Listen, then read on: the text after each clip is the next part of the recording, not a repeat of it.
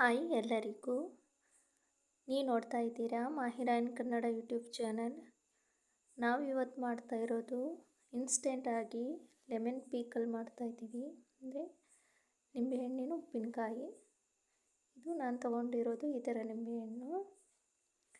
ನೀವು ಯಾವ ಥರ ಬೇಕಾದರೂ ತೊಗೋಬೋದು, ಚಿಕ್ಕದಾದರೂ ತೊಗೋಬೋದು ಅಥವಾ ದೊಡ್ಡದಾದರೂ, ಯಾವುದೇ ಥರ ಆದರೂ ನಿಂಬೆಹಣ್ಣು ತೊಗೋಬೋದು. ಅದನ್ನು ನೀಟಾಗಿ ವಾಶ್ ಮಾಡಿ ಬೇಯಿಸ್ಕೋಬೇಕು. ಬೇಯಿಸ್ಕೊಂಡು ಈ ಥರ ಚಿಕ್ಕ ಚಿಕ್ಕ ಪೀಸಾಗಿ ಕಟ್ ಮಾಡಿ ಇಟ್ಕೋಬೇಕು.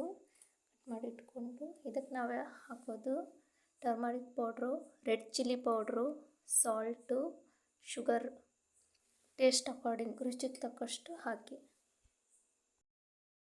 1 ಟೀ ಸ್ಪೂನ್ ಹಾಕಿ, red chilli powder, salt, sugar taste according ಹಾಕಿ, ರುಚಿಗೆ ತಕ್ಕಷ್ಟು. ಆಗಿ ಮಾಡೋದು.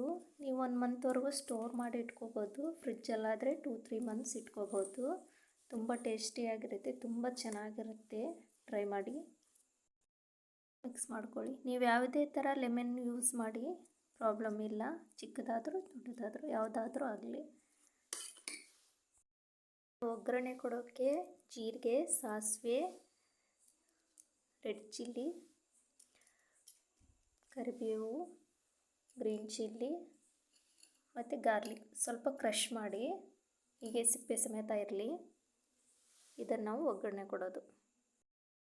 ಮಾತ್ರ ತುಂಬ ಚೆನ್ನಾಗಿರುತ್ತೆ, ಸೂಪರಾಗಿರುತ್ತೆ. ಟ್ರೈ ಮಾಡಿ. ಇಷ್ಟೇ, ಒಗ್ಗರಣೆ ರೆಡಿಯಾಗಿದೆ. ಇವಾಗ ಮಿಕ್ಸ್ ಮಾಡ್ಕೊಳ್ಳೋಣ. ಇಷ್ಟೇ ರೆಡಿ ಆಯಿತು. ಇವಾಗ ಲೆಮನ್ 20 ಮಿನಿಟ್ಸು ಬಾಯ್ಲ್ ಮಾಡ್ಕೊಳ್ಳಿ ಅಷ್ಟೇ. 20 ನಿಮಿಷ ಕುದಿಸ್ಕೊಂಡು ಚಿಕ್ಕ ಪೀಸಾಗಿ ಕಟ್ ಮಾಡಿ ಇಟ್ಕೊಂಡು, ನಾನು ಹೇಳಿದ್ನಲ್ವ ಟೇಸ್ಟ್ ತಕ್ಕಂತೆ ಹಾಕಿ, ರುಚಿಗೆ ತಕ್ಕಷ್ಟು.